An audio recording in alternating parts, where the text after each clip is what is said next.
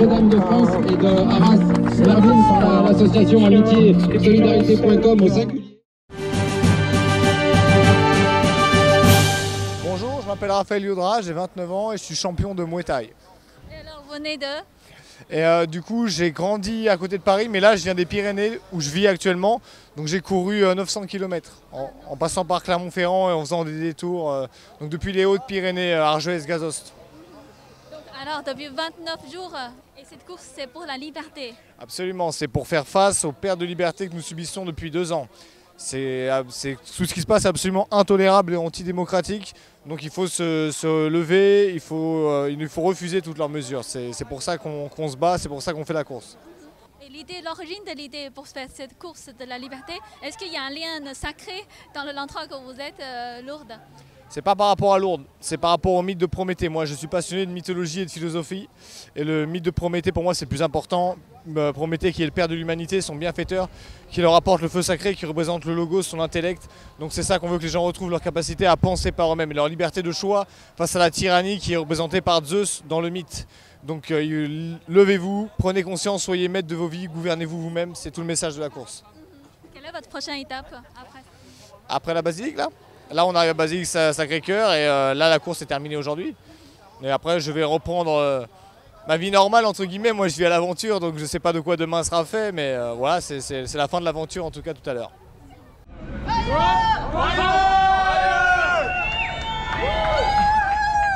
Liberté, liberté, liberté, liberté, liberté, liberté, liberté. Les gars, on va passer un peu le flambeau, ok? Ouais, 50 pour un peu de sommeil. D'où vient cette idée de faire cette course? Alors j'avais fait une marche le 6 décembre, j'étais parti pour une marche, marche blanche jusqu'à Paris, de Lourdes jusqu'à Paris, pour les victimes des vaccins. J'ai dû m'arrêter au bout de 15 jours, mais le jour où je suis parti, le premier jour, Raphaël m'avait proposé, m'avait dit je te rejoins et je cours devant pour les 20 km avec un flambeau comme dans le mythe de Prométhée.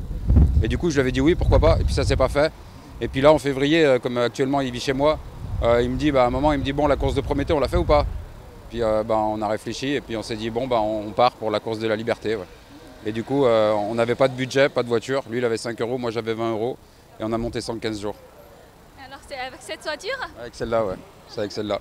C'est Marie-Jo, la maman de l'organisateur des manifs de Pau qui nous a prêté la voiture. Et d'ailleurs on va la vendre aux enchères après la course. On va la mettre aux enchères pour reverser l'argent aux soignants suspendus. Comme le flambeau sera revendu aussi aux enchères pour les soignants suspendus. Tous les gens qu'on a rencontrés, ils étaient d'accord avec ce qu'on vit aujourd'hui. C'est-à-dire que là, c'est en train de devenir une tyrannie, pas une dictature, parce que les mots sont importants. Là, c'est vraiment en train de basculer dans quelque chose de très spécial et on ne doit pas se laisser faire. C'est notre devoir de ne pas se laisser faire, notre devoir d'être humain de ne pas se laisser faire. On n'a pas à se laisser diriger par des abrutis, en fait, parce que c'est des abrutis qui ne savent rien faire. Ils ont fait des écoles pour apprendre à diriger, mais ils ne savent pas construire une maison, ils ne savent même pas planter une graine. Donc au bout d'un moment, ils profitent de notre travail, mais nous, on ne profite pas du leur. Donc ils se remettent à leur place et nous, on reprend notre place, on reprend nos droits et notre pouvoir. Liberté, résistance, liberté, résistance, liberté, résistance.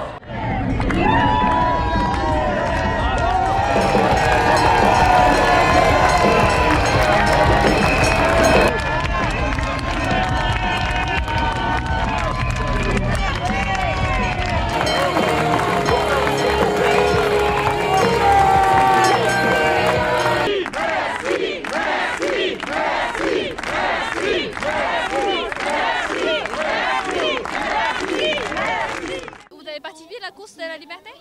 Non, eux ils sont venus du Mont-Saint-Michel pour rejoindre et nous on est venus du Val d'Oise. Voilà, on est parti ce matin à 7 h. En France aujourd'hui notre liberté dépend de notre statut vaccinal. Voilà. Malgré maintenant c'est suspendu, en tout cas c'est levé. Non, ils ont enlevé le pass sanitaire et le masque. Ils n'ont pas enlevé l'obligation vaccinale. On arrive de Bretagne.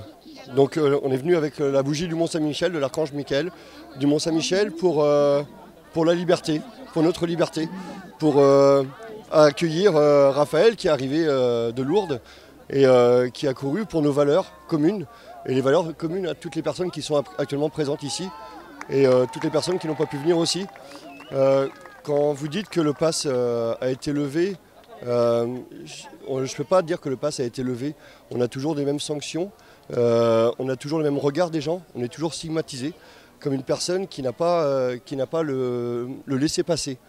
Quand vous voulez aller vous faire soigner, vous ne pouvez pas. Je ne peux pas aller me faire soigner actuellement puisque je ne suis pas injecté. Donc je ne peux pas aller me faire soigner comme il faut.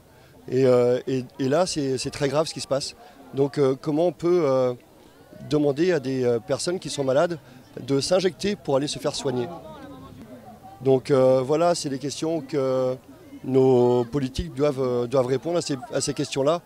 Mais ces politiques-là ne sont jamais là quand on veut poser les questions. Ils sont aux abonnés absents. Et c'est là où c'est très grave. Ils sont là pour nous représenter. Ils sont là pour nous servir. C'est pas le contraire. On n'est pas là pour les servir. C'est eux qui sont là pour nous servir. C'est nous qui les avons élus. Et on devrait avoir le pouvoir de les destituer aussi quand on a envie. Liberté! Liberté!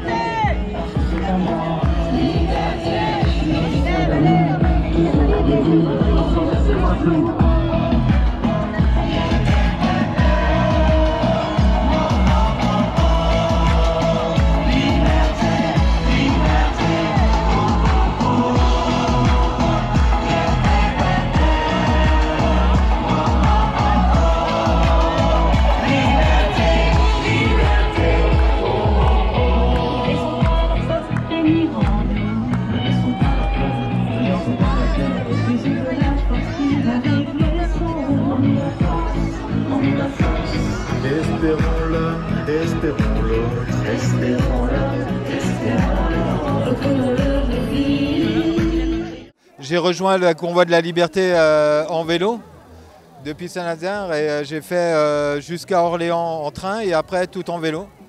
J'ai fait à peu près 400 km. Pour la course de la liberté, ouais, c'est ça? Ouais. Et je suis venu en vélo parce qu'en fait, courir à mon âge 35 km comme le fait Raphaël, j'étais pas au niveau. Et comme j'ai plus de moyens, en fait, j'ai emprunté le vélo de ma fille qui est là. Voilà. Le vélo m'a emmené jusqu'ici. Et pourquoi vous n'avez plus de moyens? Parce que je suis un soignant et que j'ai plus aucune activité, parce que je suis un intervenant externe dans les hôpitaux et dans les EHPAD et que je ne peux plus aller officier et faire mon métier. Donc j'ai laissé beaucoup de mes patients et j'ai plus d'activité. Voilà. Comment vous allez faire maintenant? Maintenant je suis là. Demain ça sera, je ne sais pas où je serai, mais en tout cas je défendrai toujours la liberté et l'intérêt de vivre libre. Ouais. Je vois que vous êtes là, aux yeux, moi aussi. Ouais. Parce que c'est touchant de vivre ce qu'on vit, et surtout pour les causes pour lesquelles on les fait. On ne devrait pas lutter pour la liberté, on devrait tous être libres et responsables de soi-même et des autres. Et on n'a pas besoin de la loi pour ça. C'est juste du bon sens, c'est juste de la bienveillance. C'est juste d'avoir des règles de vie communes. Et les lois sont trop nombreuses et elles nous ont divisés. Et moi, je fais partie des gens, j'ai vécu beaucoup dans des tribus. Et ils ont une manière très simple de vivre qu'on devrait écouter. Et voilà, sortir de ce cercle infernal de la consommation qui nous divise, qui a créé des différences. Et je n'aime pas l'argent. J'ai un certain âge. Et je ne le fais pas pour moi, je le fais pour les jeunes, je le fais pour ma fille. Je le fais pour qu'en fait, on arrête de spolier leur liberté. Et voilà, et aujourd'hui qu'on puisse vivre en aimant ce qu'on fait, vraiment, quoi. Qui est donner du sens à la vie, du genre humain sur la planète. Je ne suis pas là aussi que pour la liberté, je suis là aussi pour le vivant. Parce qu'en fait, au nom de quoi on a détruit tout le vivant? Pour qui? Pourquoi? Sinon, j'ai fait tout le voyage avec des sacs de partout. Vous avez eu des difficultés ou pas pendant le chemin, pendant le parcours? Vous avez eu certaines difficultés? Ah oui. Mais j'ai jamais crevé. Mais par contre, j'ai porté mon vélo, j'ai couru, c'était très physique aussi quand même.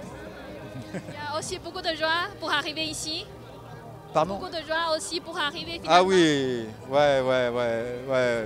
On a rencontré beaucoup de personnes magnifiques et tout ça sur le chemin et tout ça. Heureusement, ça fait chaud au cœur. C'est pour ça que je pleure. C'est l'émotion. de mettre fin à quelque chose qui est... Raphaël, il a créé, ce que moi je pense, une course de la conscience. Donc c'est pour ça aussi. Alors bon, je ne vais pas dire, je fais partie des gens aussi, je suis un peu navré qu'il n'y ait pas eu autant de gens, parce que quand moi j'ai connu la course de la liberté, je me suis dit on va faire un type Forrest Gump. Et on va être nombreux à courir. Parce que la liberté, ça nous concerne tous, quoi. Tous, tous, tous.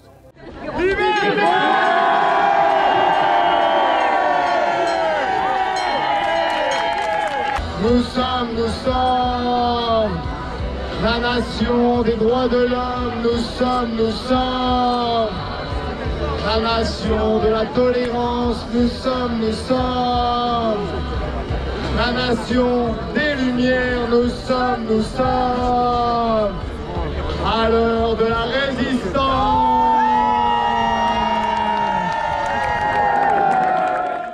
Et je suis anti toute forme de choses qui pourraient nous restreindre et nous obliger à faire des choses qu'on ne veut pas et qui sont contre nature. Voilà. Et là, comment vous sentez l'ambiance, l'ensemble? Ah bah c'est super, je veux dire, partout où on va, partout il y a des gens qui se réunissent dans la bienveillance, parce qu'ils sont tous bienveillants, les gens qui sont là, et d'ailleurs dans toutes les manifs en général, les gens sont très très bienveillants et ils viennent exprimer simplement leur désaccord avec des mesures qui ne sont pas du tout adéquates et adaptées à la situation. Et ils sont dans la recherche de la vérité permanente. C'est-à-dire que tout le monde ici cherche la vérité. Et on nous ment tellement qu'on se regroupe entre nous, ça nous fait du bien parce qu'on sait qu'on est des chercheurs de vérité et des trouveurs de vérité.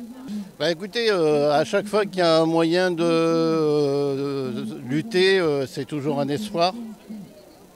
Si on peut encore s'exprimer comme on le fait aujourd'hui ici, c'est bien. Tout n'est pas perdu. Vous venez de quel... Alors je viens des Hauts-de-France, je suis infirmière, j'étais infirmière. Jusqu'il y a 6 mois, je suis en retraite depuis 6 mois, mais j'étais 45 ans infirmière et j'ai travaillé pendant très longtemps en psychiatrie. Et je vois que maintenant, aujourd'hui, les jeunes, les enfants, les adolescents sont en danger par les mesures de restriction qu'on leur impose avec le masque, avec l'isolement. Et c'est pour ça que je suis là aujourd'hui. Les restrictions ne sont pas suspendues. Les infirmières ne travaillent toujours pas. Elles n'ont pas réintégré. Il y a 15 000 soignants qui ne travaillent pas parce qu'ils ont été suspendus par le gouvernement français qui les a écartés de l'hôpital sans salaire, sans ressources, des familles entières, qui est totalement inadmissible à l'heure où je sais de quoi je parle puisque j'étais infirmière pendant 45 ans. On n'a pas de soignants à l'hôpital. Et j'ai un peu honte pour mon pays et pour l'hôpital de France, parce que quand je vois comment on accueille maintenant les personnes à l'hôpital avec des vigiles qui coûtent très cher. Les vigiles, ça coûte 60 millions d'euros par mois en France. Et c'est un chiffre de la Fédération hospitalière de France, je ne l'invente pas. Et ça coûte très très cher. Et pendant ce temps-là, il y a des infirmiers qui sont des soignants qui sont dehors, des médecins, des aides-soignants qui sont dehors, qui n'ont pas de salaire, qui vivent, on doit les aider. Vous avez entendu, on fait des aides pour les aider à se nourrir, pour les aider à vivre. Et ça, c'est inadmissible dans un pays qui se dit liberté des droits de l'homme. Je suis là pour la cause de la liberté, que j'ai suivi, que j'ai trouvé ça super. De Lourdes à Paris, c'est significatif. Lourdes, vous savez ce que c'est, hein? C'est le pèlerinage, c'est tout ce qui est... Donc pour moi, c'était très important, d'autant plus que je suis une soignante suspendue. Donc depuis le mois de septembre, je ne travaille pas. Donc voilà. Mais même maintenant, des mesures sont levées? Elles sont levées, mais pas pour l'hôpital. Vous savez qu'il faut un pass sanitaire pour entrer à l'hôpital. Donc nous ne sommes pas levés, l'obligation vaccinale n'est pas levée pour les soignants. Donc on ne peut pas travailler. Mais comment vous allez faire? Enfin, maintenant, ça fait plus de 6 mois là. Je ne sais pas, on attend la suite. J'espère que les élections vont changer quelque chose. Et surtout qu'on ne soit pas oublié par le peuple, parce qu'on a l'impression qu'on est oublié et on nous a applaudi et maintenant on a été oublié et c'est triste, c'est très triste. Voilà. Moi, heureusement, j'ai des amis, de la famille et puis les collectifs qui nous aident moralement et puis c'est vrai que c'est important. Et vous avez eu certaines aides ou pas? On n'a aucune aide. Ah non, on n'a aucune aide. On n'a aucune aide et c'est ça qui est dramatique. C'est ça qui est dramatique. Il y en a qui sont vraiment dans le... Il faut vraiment penser aux soignants qui sont vraiment dans la détresse totale. Il y en a qui sont vraiment dans la grande détresse. Moi, j'ai la chance, j'ai de la famille, mais il y en a qui sont vraiment dans la détresse. Il faut vraiment se réunir pour eux et se battre pour les soignants. Parce qu'ils sont là pour vous soigner. Il y en a qui ont sauvé des vies. Et c'est pas normal qu'on les oublie aujourd'hui. Bonjour, je m'appelle Alexis. Je suis donc cofondatrice de l'association Maman Louve. On s'est créé dans le cadre de la crise sanitaire au début. Donc on a commencé avec plusieurs parents à se réunir pour défendre un peu nos enfants par rapport au contexte sanitaire et tout ce qui se passait dans les écoles qui n'était pas normal. Et on a créé une association là en fin d'année 2021. Et donc voilà, aujourd'hui on est plus de 35 000 mamans. On a même des représentations à l'international et on invite tous les pays à nous rejoindre. C'est très très important la cause des enfants. Les enfants ils ont été sacrifiés sur l'autel de cette politique sanitaire et on ne peut pas laisser passer ça. Nous, ici en France, les enfants ils ont eu des conditions vraiment très très difficiles dans les écoles. On leur a donné, on les a culpabilisés, on leur a donné une responsabilité qui n'était pas la leur.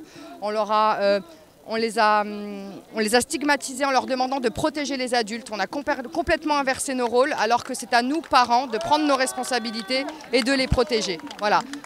Il y a l'intérêt supérieur de l'enfant. Pendant toute cette crise, ça a été balayé. Toutes les conventions internationales, toutes les lois qui protègent les enfants ont été balayées. Plus personne ne s'est posé de questions. On a exécuté bêtement. Et aujourd'hui, on a des enfants qui vont très mal. En France, les hôpitaux, les psychologues, les psychiatres, ils sont débordés par des enfants qui sont en grande détresse. Ils ne savent même plus comment les prendre en charge parce que cette crise sanitaire a eu un impact très fort sur eux. Ils se sont retrouvés dans des situations vraiment très difficiles au sein des écoles. Et on espère vraiment que cette accalmie avec des mesures allégées va permettre que le dialogue s'instaure. En tout cas, on fait tout pour. Voilà, et c'est pour ça qu'on est là aujourd'hui. C'est pour ça que l'association a voulu être là, parce que Raphaël, il court pour toutes nos libertés et il court pour les libertés de nos enfants et pour l'avenir. Nos enfants, c'est l'avenir de demain. On les a sacrifiés très clairement. Il est temps d'arrêter ce carnage. Donc en fait, ce qu'on veut obtenir, nous, c'est que plus jamais, on demande aux enfants de protéger les adultes. Et merci à ceux qui sont venus de Notre-Dame de France et de Arras, Mervyn par l'association Amitié Solidarité.com au singulier. Et le flambeau sera vendu aux enchères pour les soignants. Et la Clio sera aussi revendue aux enchères pour les soignants via l'association Amitié Bon, je pose le micro, merci à tous. On mange pas les animaux, on les respecte aussi comme les humains. Bravo d'être vegan, bravo. Et en fait, ce qu'on véhicule l'un comme l'autre, c'est les valeurs non seulement d'un certain idéalisme de l'homme et dans un sens collectif. C'est-à-dire que voilà, il y a eu cette course qui a réuni derrière lui, à chaque fois qu'il passait quelque part, il reposait sur rien, aucun moyen, ils sont partis sans aucun moyen. Donc ça ouvre à chaque jeune de ce pays la perspective qu'on a besoin de rien, on a juste besoin de l'autre et de l'interaction. Donc on est vraiment à fond sur ces mêmes valeurs de comprendre que quelle que soit la difficulté de ce que nous avons traversé et nous allons traverser, il faut vraiment plus apprendre à dépendre les uns des autres. Et nous avons voilà, ce besoin, sachant que ce sont des liens qui ont été quand même très abîmés ces derniers temps, très abîmés. Ça vous touche, en fait, tout le monde qui est autour de vous, justement, aujourd'hui pour vous soutenir?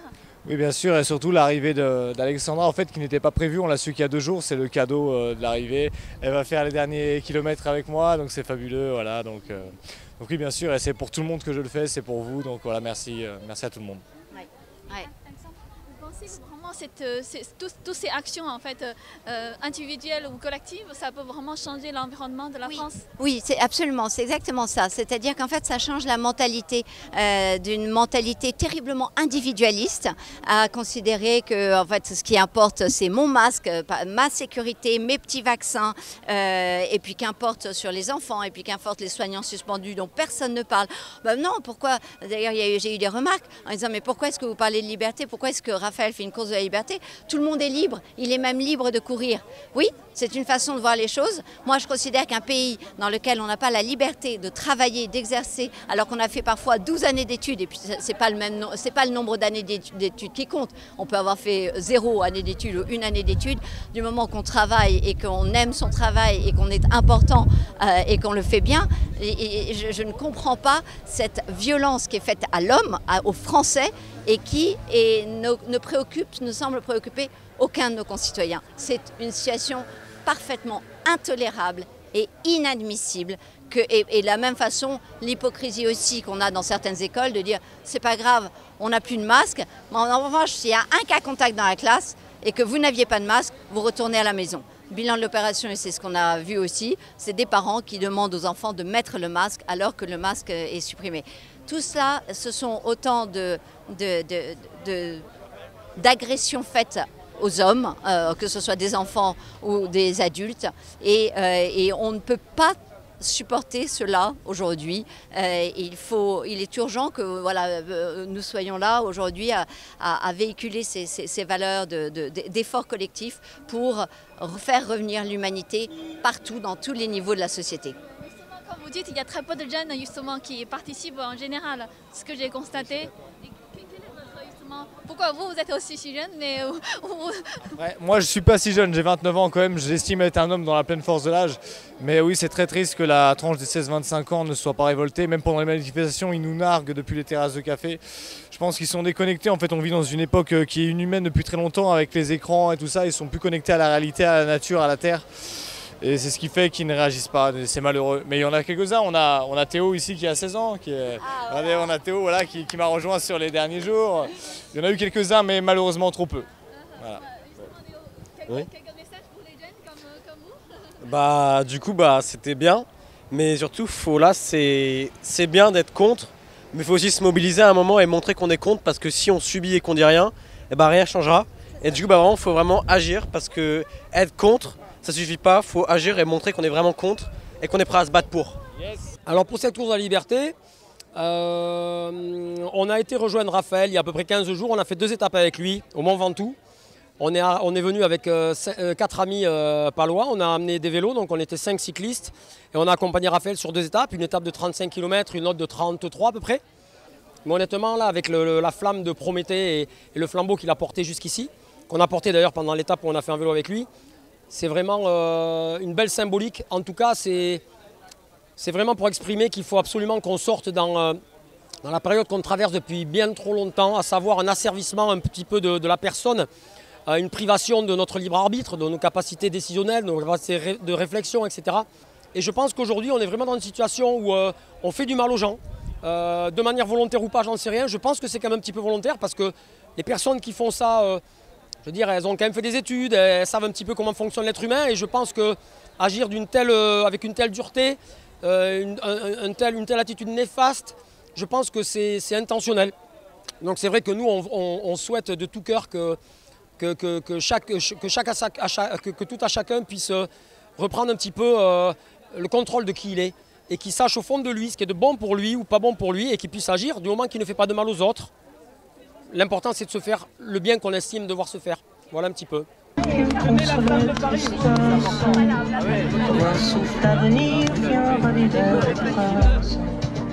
Elle va éclairer du monde, elle va donner de la paix, enfin, et de la liberté. De la paix, la liberté, l'égalité, fraternité ne doit plus être gravée sur l'Amérique, elles sont enfin appliquées. La liberté, allez voter pour la liberté. Alors aujourd'hui, vous avez fait passer justement la flambeau avec Raphaël. Et alors, quelle est l'émotion? Une sacrée responsabilité. Je pense ils m'ont désigné pour cela. Ça m'a fait infiniment plaisir. Parce qu'ils m'ont vu un peu sur les réseaux sociaux et ils ont vu que depuis 3 ans, je me bats pour la liberté, pour la paix, pour la spiritualité qui n'existe plus dans notre pays, pour réconcilier les gens avec leur religion qu'ils ont perdue.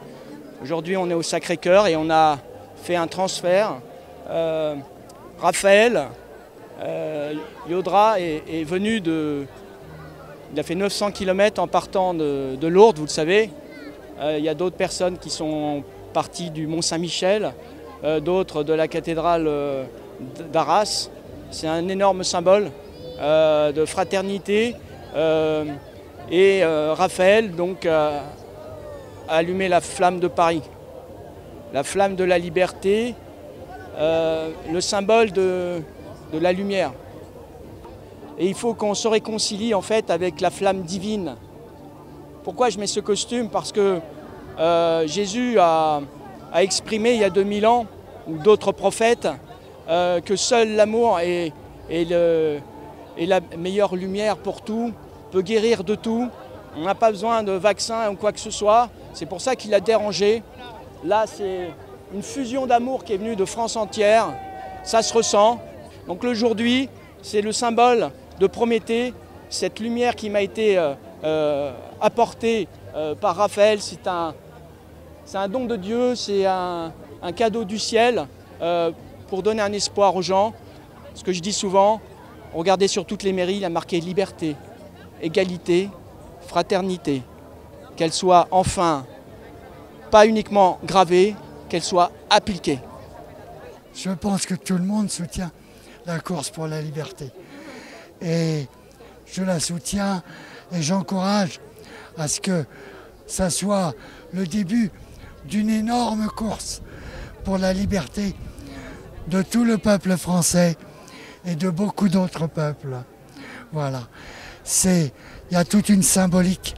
Nous venons de vivre 2 années très difficiles. Et nous venons de prendre des habitudes d'asservissement, malheureusement, d'obéissance à des ordres absurdes et qui ont été constamment contredits par la science.